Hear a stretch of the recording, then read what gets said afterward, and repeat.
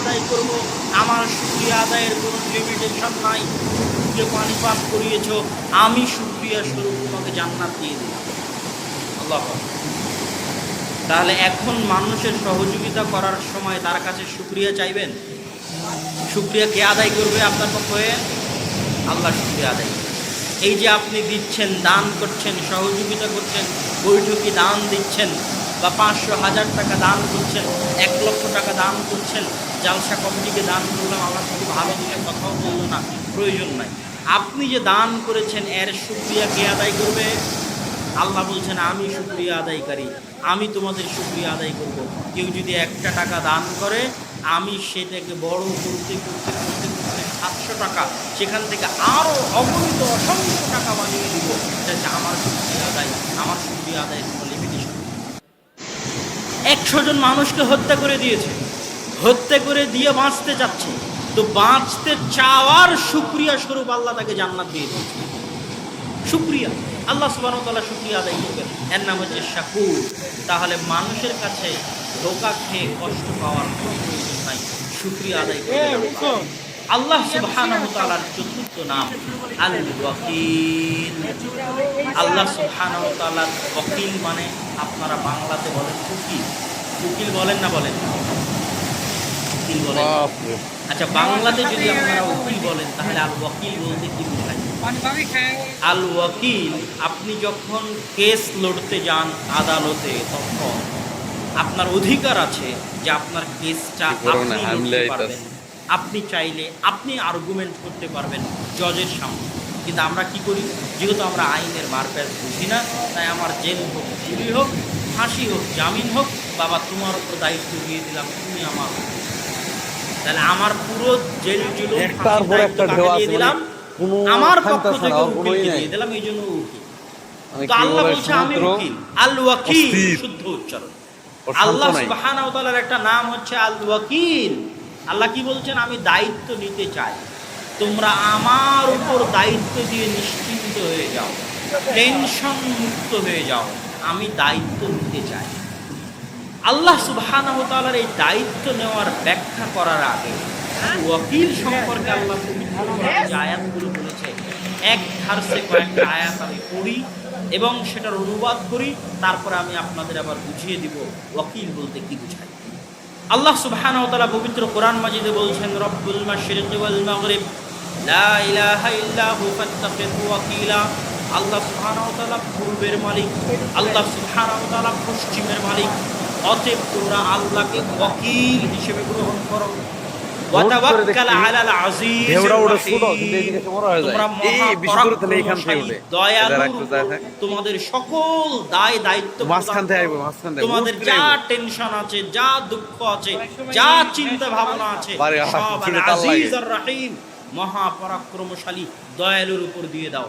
ওয়াতাওয়াক্কাল আলাল high আল্লাযী লা ইয়ামুত, তোমরা তোমাদের সকল টেনশন, দায় দায়িত্ব ওই সত্তার উপর দিয়ে দাও যিনি কোনোদিন মারা যাবেন না, যিনি চিরদিন চিরন্তন জীবিত থাকবেন। আপনি মারা যাচ্ছেন, ভাইকে বলছেন ভাই আমি মারা গেলে আমার ছেলেকে একটু দেখে রাখি, বলেন না বলেন না? আমার সাথে কথা বলতে হবে, বলেন না বলেন না? আমি মারা যাচ্ছি, আমার ছেলেকে একটু দেখে রাখি, বলেন না বলেন না? দৌড় মারে এরকম করে, এবার বিশেষ ভয় লাগে, বুঝি অন্ধকার না, মানে ওইখান থেকে যে আসে যখন ইটে ফুট করে একটা দৌড় দেয়া হইলো, ওই যে বাতাস হতো না, এগুলো আসে করছে।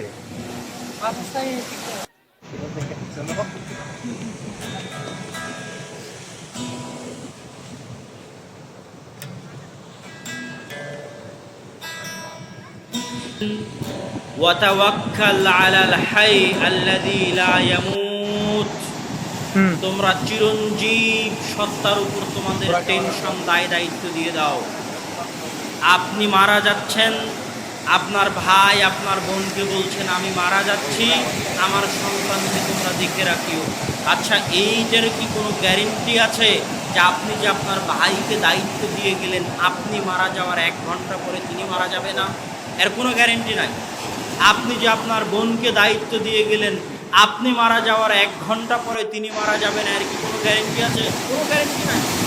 তাহলে আল্লাহ বলছে, দেখো তার হাতে দায়িত্ব দিয়ে যাও যে চিরঞ্জীব কোনোদিন মারা যাবে না। তোমার সন্তান সন্ততির দায়িত্ব আমার উপর দিয়ে যাও। তোমার ভাইয়েরা মারা যাবে, বন্ধুরা মারা যাবে, খালারা মারা যাবে, সবাই মারা যাবে, কিন্তু আমার উপর দায়িত্ব দিয়ে গেলে আমি কোনোদিন মারা যাব না। অতএব আমার উপর দায়িত্ব দিয়ে যাও। আল্লাহ সুবহানাহু ওয়া তাআলা কি বলছেন পবিত্র কোরআনে? ওয়ালিল্লাহি মা ফিস সামাওয়াতি ওয়া মা ফিল আরদ ওয়া কাফা বিল্লাহি ওয়াকিলা। আসমান এবং জমিনের মধ্যে যা কিছু আছে সকল কিছুর মালিক আল্লাহ, আর তিনি ওয়াকিল হিসেবে যথেষ্ট। তথা আমরা যদি কাউকে দায়িত্ব দিতে চাই, চেয়ারম্যান সাহেবকে দায়িত্ব দিলাম, চেয়ারম্যান সাহেবের সাথে ভালো সম্পর্ক, এমপিকে দায়িত্ব দিলাম, এমপির সাথে ভালো সম্পর্ক, কিন্তু এই এমপি কি আমাকে অন্য জেলায় সহযোগিতা করতে পারবে? অন্য জেলায় বাদ দিলাম, আমাকে ইউরোপে গিয়ে এই এমপি সহযোগিতা করতে পারবে? এমপি তো দূরে থাক, আমাকে ইংল্যান্ডে বাংলাদেশের প্রধানমন্ত্রী সহযোগিতা করতে পারবে না। কেন? তার লিমিটেশন আছে। তাহলে সবাই আমাকে সব জায়গায় সহযোগিতা করতে পারবে না। আল্লাহ বলছেন, তুমি আটলান্টিক মহাসাগরে থাকো আর আফ্রিকার জঙ্গলে থাকো, আর ইউরোপে থাকো আর বাংলাদেশে থাকো, সব জায়গায় আমার রাজত্ব।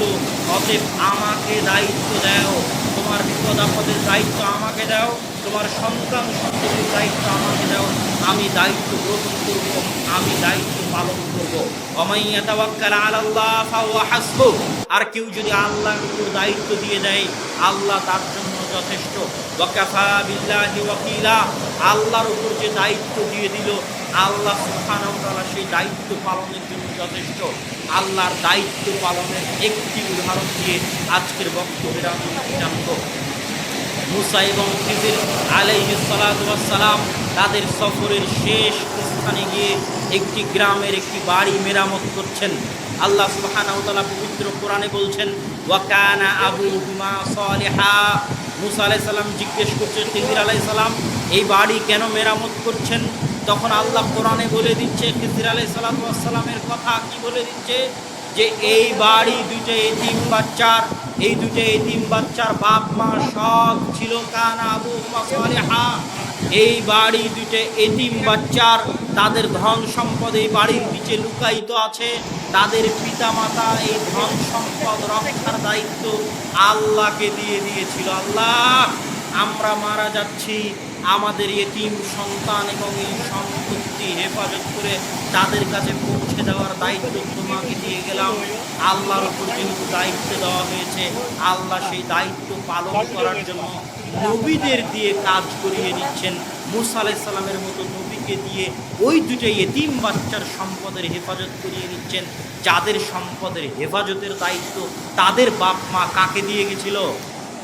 আল্লাহকে দিয়ে গেছিল। চিটাগাঙে একটা ছোট বাচ্চা মারা গেল, তাকে তার পরিচিত জন যারা তাদের